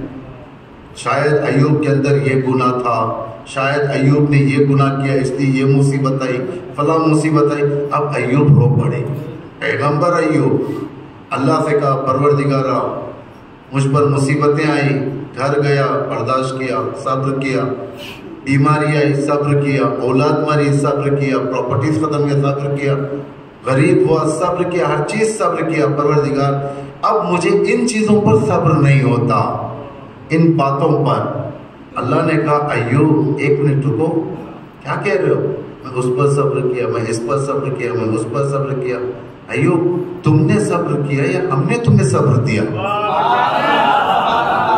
توجہ کریں، یعنی مصیبت میں خدا ساتھ ہے، دل کو کنٹرول کرتا ہے. اس لیے مومن دیکھیں جب بھی کوئی مصیبت آتی ہے مومن آسانی سے گزر جاتا ہے. آتی ہے مصیبت اس پر لیکن چند دن کے بعد دیکھتا ہے کہ اتنی بڑی مصیبت آ کر گئی میرے اوپر، احساس نہیں ہوا. جو غیر ہوتا ہے، جو مومن نہیں ہوتا، اس کے لیے دیکھیں جو مصیبتیں آتی ہیں خودکشی کے اوپر چل جاتے ہیں. ویسٹرن کلچر نے انسان کو ایسے ایسے مزایا چکھائے، مزے چکوائے کہ ان مزوں کے بعد اب انسان خودکشیوں کے پاس چلے گیا. جس کے پاس کوئی مزہ نہیں ہے، جس کے بعد سب سے زیادہ خودکشی کہاں ہوتی ہے؟ دوسرے مذہبوں کے اندر. سب سے زیادہ خودکشی والی زمین کون سی ہے؟ یورپ. سب سے زیادہ. اس لیے کہ مزے بدلتے رہے لوگ. یہ لوگ چاہتے تھے کہ ہم آرام سے زندگی کریں. کیا کریں آرام سے زندگی کرنے کے لیے؟ دیکھیں آپ کتنا دشمن یہاں پر انسانیت کو مارا ہے. پہلا مزہ جو آرڈنری، جو ایک مرد اور عورت کے درمیان، وہ مزہ ختم ہوا. دوسرا مزہ مرد عورت جو آخر الزمان کے علامتوں میں سے ایک ہے، جیسے قرآن قوم لوط کی طرف اشارہ کر رہا ہے، یہ ہوا. بعد میں جانور آیا، بعد میں نہ جانے اور کیا کیا آیا. اس طریقے سے یعنی اس طریقے سے انسان کو اس چیزوں کا ایڈکٹ بنا دیا. اب انسان یہ سارے مزے لینے کے بعد اس کا دل مطمئن نہیں. توجہ کریں، ایک ہے انقلاب صنعتی کہتے ہیں، انڈسٹریل ریولوشن. یعنی پرانے زمانے میں بڑے بڑے انڈسٹریز کیا کرتے تھے، یہ لوگ لے جا کر باہر ڈالتے تھے شہروں سے دور. مثلا بھوپال ہے، بھوپال سے 100 کلومیٹر دور جنگل کے اندر ایک پلانٹ لگا دیتے تھے. وہاں پر کام چلنے کے لیے فیکٹری لگتی تھی، بڑی بڑی فیکٹری. اب لوگوں کو روزانہ تو ٹرانسپورٹ نہیں کر سکتے کہ شہر سے لے جاؤ. آج کل کی طرح فیسیلیٹیز نہیں. آج کل 100 کلومیٹر انسان طے کر لے گا. اس زمانے میں نہیں تھا. وہ لوگ لے کر لوگوں کو بسایا کرتے تھے. لوگ جا کر بستے تھے تاکہ کام کریں. اب جب لوگ بستے تھے وہاں پر انہیں بیوی یاد آنے لگتی تھی لوگوں کو. دشمن نے سوچا ٹھیک ہے اب اس کا ذہن بیوی سے ہٹانا ہے، مجھے کیا کرنا ہے؟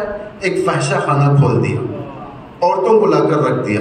کہا کہ جو خواہش تم اپنے بیوی کے ساتھ رکھتے تم یہاں پر چلے جاؤ. انسان گیا، اس کے ذریعے سے مزے لینے لگا. پھر اس کے بعد دیکھا کہ اس کی خواہش اور بڑھ رہی ہے، پھر ہم جنس بازی لایا. یعنی اس طریقے سے اسٹیپ بائی اسٹیپ شیطان انہیں آگے کی طرف لے گیا. جب دیکھا کہ سارے مزے ختم ہو گئے، کچھ بھی نہیں ہے اب ٹیسٹ کے لیے، اب انسان جوان خودکشی کر لیتا ہے. اسلام دیکھیں کتنا ایکٹیو ہے. اسی لیے اسلام نے حرام کو حرام کا، حلال کو حلال کا. اسلام کا تم جاؤ طریقے کے ساتھ جاؤ، جائز طریقے سے جاؤ. اسلام نے کیوں رکھا محرم و نہ محرم؟ اسلام نے کیوں رکھا بھائی اور بہن کا رشتہ؟ اسلام نے کیوں اس رشتے کو حرام قرار دیا؟ یعنی گرل فرینڈ، بوائے فرینڈ، ان رشتوں کو کیوں حرام قرار دیا؟ تاکہ تم ڈپریشن میں نہ ہو. جو کریں دنیا کہتی ہے کہ مسلمان آج کل ڈپریشن میں. اصلاً چانس نہیں ہے اسلام کے اندر مسلمانوں کے اوپر ڈپریشن ہے. ڈپریشن اور ہے، مشکلات اور مشکلات ہر ایک کے ساتھ ہیں. بھائی ہم لوگ شادیوں میں جاتے ہیں، مجلسوں میں جاتے ہیں، کھانے کھاتے ہیں، اچھے گیدرنگز ہوتے ہیں، گھروں کے اندر مہمان آتے ہیں. سب اصلاً کہیں سے بھی ڈپریشن کا کوئی یعنی لفظ ہم پر صادق آ سکتا ہے؟ نہیں آ سکتا. ڈپریشن ان کے اوپر ہے جس کے پاس ایکا میلا ہی نہیں ہے. ایکا میلا قانون ذہن کو کنٹرول کرنے کے لیے اللہ نے اسی لیے بار بار قرآن کے اندر جو پیار سے کہا ہے یا ایھا الذین آمنوا، یا ایھا الذین آمنوا، یہ ہمارے بدن سے نہیں ہمارے ذہن سے. اے ایمان والو آؤ میرے راستے پر. اے ایمان والو تمہیں لذت ملے گی یہاں پر. اے ایمان والو اٹھو صبح میں. اے ایمان والو نماز ادا کرو. اے ایمان والے سجدہ کرو. کیونکہ ہر چیز کے اندر اللہ نے حکمت رکھی ہے. سجدے کے اندر فجر کا سجدہ انسان کے ذہن کو کنٹرول رکھتا ہے، معلوم ہے آپ کو. اسی لیے نماز شب رکھو تاکہ تم پہلے اٹھو، سحرخیز بنو، سجدے میں سر رکھو. تمہیں سکون دے گا اللہ، سکون حاصل ہوگی. تمہارے اندر ایک اطمینان ڈالے گا، ایک قلبی مطمئن انسان بنائے گا تاکہ تم ڈپریشن کے اندر نہ ہو. اسلام کے اندر کہیں پر بھی ڈپریشن، اتنے حملے ہوئے، سیریا کے اندر حملے، یمن کے اندر حملے، فلسطین میں حملے، اور نہ جانے کہاں کہاں پر کتنے لوگوں کو مارا جاتا ہے. کہیں یہاں پر بھی ڈپریشن نہیں. لوگوں کو ڈپریشن کہاں ہے؟ جب اینٹی ویلیوز جہاں پر آ جائیں، انسانی حقوق پائمال ہو جائے، وہاں پر آتے ہیں. تو خدا نے ایوب سے کہا ایوب یہ صبر ہم نے تمہیں دیا ہے، تم خود اپنے ہاتھ سے لیو. ایوب کہنے لگے معاف کر دے پروردگار، غلطی ہو گئی، ایک ترک اولا. تیسری مثال حضرت یونس. حضرت یونس کی مثال، تنگ آ گئے تھے قوم سے اپنے، تنگ، اور خدا کی بارگاہ میں کہنے لگے پروردگار ان کے اوپر عذاب نازل کر. ٹھیک، خدا نے کہا ٹھیک میں عذاب نازل کروں گا. مثال کے طور پر آج فرائیڈے، اللہ نے کہا کہ یونس میں ٹیوزڈے کے دن عذاب نازل کروں گا، منگل کا. مثال کے طور پر آپ جا کر مت ڈھونڈ، بچوں کو سمجھانے کے لیے منگل کے دن. حضرت یونس کیا کیے؟ سیٹرڈے مارننگ یعنی کل مارننگ، کل کے دن صبح شہر چھوڑ کر چلے گئے غصے میں آ کر لوگوں سے. اللہ نے کہا یہ کیسے ہو سکتا ہے یونس؟ میں نے تو کہا تھا کہ منگل کو، تمہیں منگل تک تمہاری ڈیوٹی تھی یہاں پر، کیسے چھوڑ کر گئے؟ پروردگار مجھے معاف کر دے، غافل ہو گیا تھا. غفلت ہے نا، غفلت والی آیت. وَظَنُّونِ إِذْ ذَهَبَ مُغَاضِبًا. نماز غفیلہ پڑھتے ہیں آپ؟ نماز غفیلہ میں آیت پڑھی جاتی ہے. نماز غفیلہ کیوں پڑھتے ہیں؟ تاکہ غفلت سے دور ہونے کے لیے. غفیلہ سے نام خود معلوم ہو رہا ہے نا، غفیلہ غافل. انسان چونکہ غافل نہ رہے نماز غفیلہ پڑھتا ہے. اس کے اندر یہ آیت ہے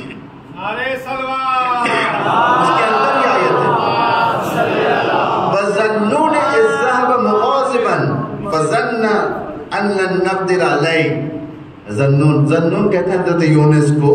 إِذْ ذَهَبَ مُغَاضِبًا، گئے وہ شہر چھوڑ کر غضب کی عالم میں، غصے میں آ کر چلے گئے. وَظَنَّ أَن لَّن يَقْدِرَ عَلَيْهِ فَنَادَىٰ فِي الظُّلُمَاتِ. انہوں نے مچھلی کے پیٹ میں پھنس گئے، اللہ نے انہیں قید کر لیا مچھلی کے پیٹ میں. فی بطن الحوت فنادى فی الظلمات. اس اندھیرے میں وہ ندا دیتے تھے، آواز دیتے تھے. کسے؟ اللہ سے آواز دیتے تھے. کہتے تھے اللہ الہ الا انت سبحانک انی کنت من الظالمین. یاد ہوگا نا آپ لوگوں کو کہ نہیں ہے کوئی معبود سوائے تیرے، تو پاک ہے، ببرکت ہے تو. انی کنت من الظالمین، ظلم تو میں نے کیا ہے. قانون اللہ کا قانون دیکھیں آپ. فاستجبنا له، خدا کہتے ہیں ہم نے انہیں استجاب کیا. وَنَجَّيْنَاهُ مِنَ الْغَمِّ، ہم نے انہیں غم سے نجات دی. صرف یونس کے حد تک نہیں، انبیاء کے حد تک نہیں، حتیٰ ہم اور آپ کے لیے. كَذَلِكَ نُنْجِي الْمُؤْمِنِينَ، ہم مومنوں کو ایسے ہی نجات دیتے. یعنی مصیبت سے خود اللہ نجات دیتا ہے. کیسے نجات دیتا ہے؟ جب آپ قلباً کہو پروردگار تو جو بھی ہے پاک ہے، تیرے علاوہ کوئی معبود نہیں ہے، ظالم تو میں ہوں، میں نے نفس پر ظلم کیا، میں نے ظلم کیا. یہ جب انسان اپنے دل سے کہے گا، خدا کا وعدہ پکا ہے. کیا پکا ہے؟ وَنَجَّيْنَاهُ مِنَ الْغَمِّ، ہم تمہیں غم سے نجات دیں گے. کیونکہ بدترین بلا کیا غم ہے. انسان کا جب دل غمگین ہو جاتا ہے، کوئی چیز اچھی نہیں لگتی اسے. نہ کھانا اچھا لگتا ہے، نہ دنیا اچھی لگتی ہے، نہ دین اچھی لگتا ہے، نہ نماز اچھی لگتی ہے، کچھ بھی اچھا نہیں لگتا ہے. یعنی اس سے پناہ لو ان آیات کے ذریعے سے. یہ ترک اولا کی بنا پر. پھر چوتھی مثال، کتنی مثال ہے اس طریقے سے قرآن میں؟ حضرت یعقوب کی مثال. غریب آتے تھے، کھانا کھاتے تھے، ٹائم ختم ہو گیا، لنگر بند ہو گیا، گیٹ بند ہو گیا. آخر میں ایک رات میں غریب آیا، کھٹکا مارا حضرت یعقوب کے در پر. یعقوب آئے، کیا بات ہے؟ کہا کہ بہت بھوک لگی، کچھ کھانا کھلا دیجیے آپ.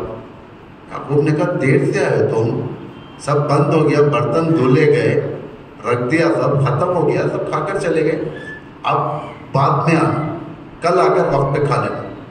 اتنا سا کہا. لیکن یہ بھی نبی کے لیے شیوا نہیں دیتا، نبی کے لیے شیوا نہیں دیتا. یہ نبی کا کام ہے کیسے بھی کھلائیں. فوراً اللہ نے کہا یعقوب تم نے اچھا نہیں کیا، انتظار کرو بلا کے لیے، اب مصیبت آئے گی تم پر. یوسف کو دور کر دیا. کہاں پر بھیج دیں یوسف کو؟ کنعان سے مصر. آج اگر فلائٹ میں اگر آپ جائیں گے تو 1.5 گھنٹے کا راستہ, 1.5 گھنٹے کا. بائی واک اگر جائیں گے تو 17 days. روایت میں 17 دن کا راستہ یوسف سے ملاقات کے لیے 20 سال لگ گئے تھے. 20 سال یعنی 20 سال تک یہ روتے رہے, 20 سال تک مبتلا رہے, آنکھوں کی روشنی گئی. ابھی یوسف کے لباس, یوسف کے پیراہن کی وجہ سے روشنی واپس ہے, یعنی ترک اولا کے بنا پر. انبیاء کو ایک ڈائریکشن اللہ دیتا ہے اس کے بلا کے ذریعے سے. پھر اس کے خود یوسف گرفتار ہوئے بلا کے. یوسف بابا جب ملنے کے لیے گھوڑے پر بیٹھے ہوئے تھے, میں سنا ہے آپ نے واقعے کو, گھوڑے پر بیٹھے ہوئے تھے ملنے کے لیے. ایک آنر تھا ان کے حکومت کی, یعنی گورنمنٹ پروٹوکول تھے, کنگ تھے وہ حضرت یوسف, کوئی معمولی آدمی نہیں تھے. اس کے ہاتھ سے کچھ ہو, فوراً فرشتہ آیا, یوسف سے کہا کہ ہاتھ کھولو, ہاتھ کھولو. روشنی نکلی. یوسف نے کہا کیا ہے, کی روشنی ہے؟ کہا کہ اللہ نے تمہارے سول سے نبوت کو لے لیا, یعنی تمہارے نسل میں نہیں ہے. یوسف نے کہا کس لیے؟ اس لیے باپ آیا تھا تم بیٹھے تھے. یہ سب درس ہے ہمارے لیے, درس ہے. یعنی اس چیزوں کے اندر بھی مومن رعایت کرتا ہے. اگر مثلاً رات میں کوئی آ جائے, کوئی بے وقت آ جائے, اسے فوراً دھتکارو نہیں, فوراً نہیں چلو. امام امیر المومنین نہج البلاغہ میں ارشاد فرماتے ہیں, دیکھو یہ سب ٹپس ہے جو میں آپ کو دے رہا ہوں, ٹپس ہے. اگر کسی کو زندگی اصلاح کرنا ہے ان چیزوں کے ذریعے سے اصلاح کر سکتا ہے, اور برکت ہوتی ہے اس کے ذریعے سے. امیر المومنین فرماتے ہیں ان الفقیر رسول اللہ, ان المسکین رسول اللہ. یعنی مسکین جو ہوتا ہے, غریب جو آتا ہے آپ کے در پر, یہ اللہ کا بھیجا ہوا, وہ رسول نہیں. جو پیغمبر کو کہتے ہیں وہ رسول نہیں, رسول یعنی اللہ کا بھیجا ہوا.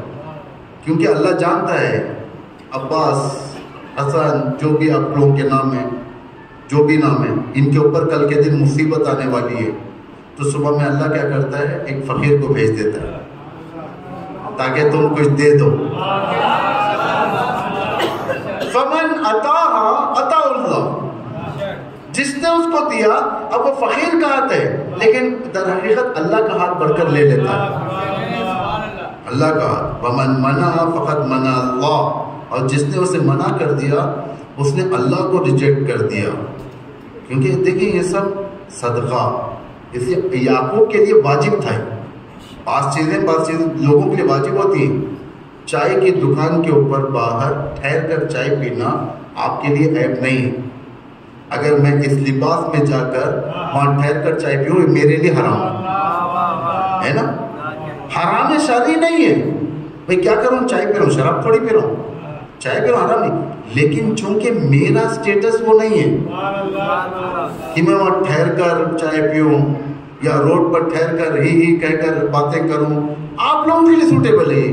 پانچ چیزیں حرام نہیں ہیں. مسکین کو لوٹا دینا ایوب کے لیے کوئی مشکل نہیں ہے, لیکن خود ایوب پیغمبر کے لیے مشکل ہو جاتی ہے.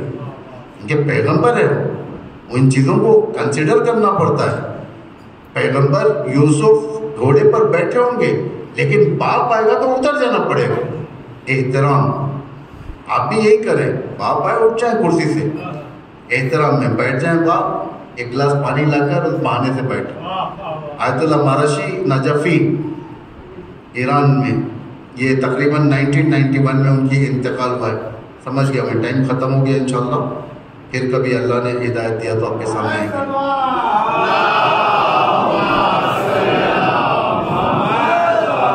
آیت اللہ مارشی نجفی تو ان کے مادر گرامی نے جب جوان تھے آپ کی طرف آئے, بالکل جوان تھے. مادر گرامی نے کہا کہ بیٹے کھانا پک چکا ہے, گرم ہے, جاؤ بابا کو اٹھاؤ. آیت اللہ مارشی نجفی مرج تقلید جا کر دھیرے سے دروازہ کھولے کہ ایسا نہ ہو کہ آواز سے بابا کی نیند دوسرا ہو جائے. دیکھا بابا سو رہے ہیں, آ گئے. پھر گئے, پھر کھولا, سو رہے بابا, آ گئے. تیسری مرتبہ گئے, کیونکہ اب ماں کا بھی حکم تھا. وہ دھیرے سے جا کر بابا کے پیروں کے پاس بیٹھ گئے, اپنے گلے کو باپ کے پیر پہ لگانے لگے. فوراً جیسے احساس ہوا باپ کو، وہ اٹھ کے دیکھا کہ مراشی بیٹا کیا بات ہے؟ کہا والدہ دستر پر انتظار کر رہی ہے آپ کا۔ یہ طریقہ دیکھیں باپ کے ساتھ بڑھتا ہوگا، لیکن آج نہیں ہے، کلچر ختم ہو گیا۔ آج کون سا کلچر حاوی ہے ہم پر؟ باطل کلچر۔ باپ کے سامنے پیر پہ پیر ڈالنا، باپ کے سامنے بڑی آواز میں بات کرنا، ماں کے سامنے بڑی بدتمیزی کے ساتھ پیش آنا، کلچر فرق ہو گیا ہے۔ یعنی جب کلچر بدل جاتا ہے، امام حسین کا کلچر دور ہو جاتا ہے۔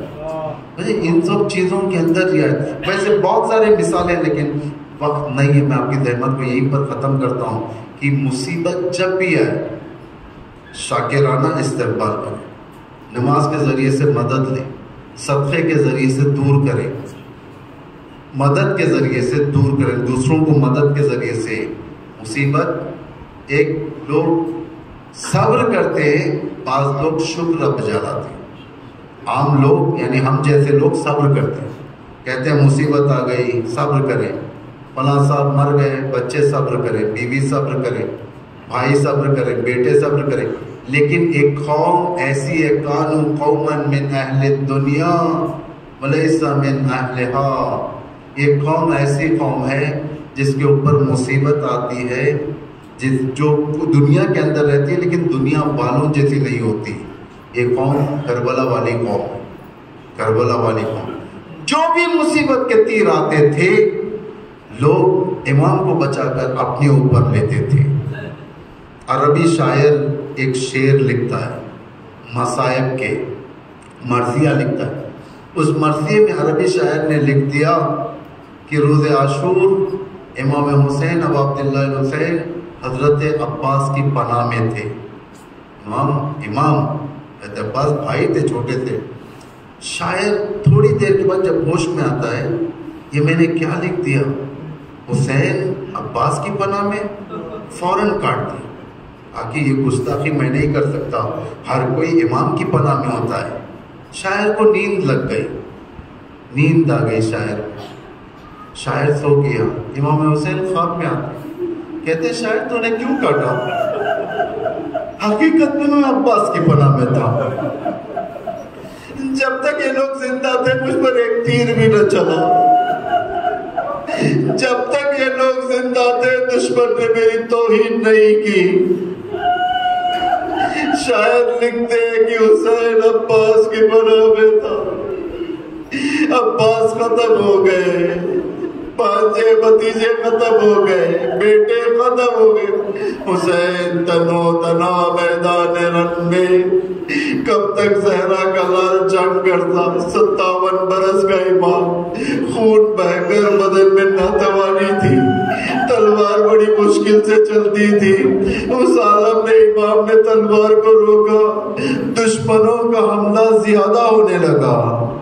خدا جزائے خیر دے، ایک ظالم پتھر کو اٹھایا، کپڑے میں جوڑا اور گول پھرا کر پیشانی کی طرف نشانہ لگایا۔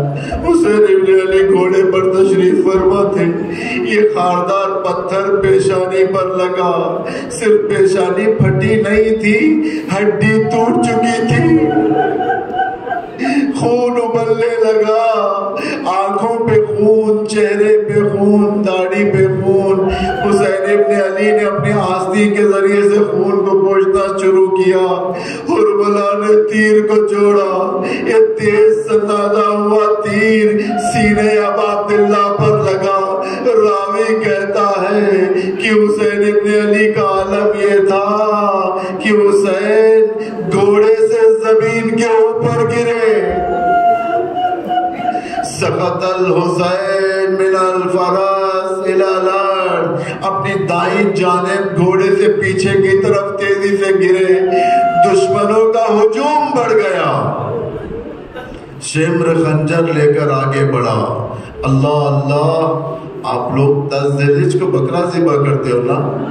بکرا ذبح کرنے سے پہلے کیا پڑھتے ہو؟ بسم اللہ و باللہ و فی سبیل اللہ علی ملت رسول اللہ کہہ کر ذبح کرتے ہو۔ جب شبر خنجر لے کر آگے بڑھا، حسین مڑ کر دیکھتے ہیں کہ کیا کرنا چاہتا ہے۔ شبر کہتا ہے ذبح کرنے کے لیے آیا ہوں۔ اللہ اللہ، اب حسین ابن علی یہ پڑھنے لگے، بسم اللہ و باللہ فی سبیل اللہ علی ملت رسول اللہ۔ شبر پیچھے سے خنجر چلانے لگا، ریش مبارک کو پکڑ کر کھینچنے لگا۔ جب خنجر چل رہا تھا، اب عبداللہ کو تکلیف ہو رہی تھی۔ امام اپنے ہاتھوں کے ذریعے سے روکنا چاہ رہے تھے۔ جب کوئی تکلیف ہوتی ہے انسان کیا کرتا ہے؟ اپنے ہاتھوں کو پہلے لے جاتا ہے، اس تکلیف کی جگہ سے تکلیف کو دور کرتا ہے۔ حسین بھی اسی طریقے سے اپنے ہاتھوں کو لے جا کر اس تکلیف کو دور کرنا چاہتے تھے، لیکن شبر اس طریقے سے بیٹھا ہوا تھا، پشت پر امام کے اس کے قدم تھے، گھٹنے اور گھٹنے امام کے ہاتھوں کے مونڈے کے اوپر، اور تیر اتنے پیوست تھے کہ حسین سے ہاتھوں کو لے جانے کا نہیں ہوا۔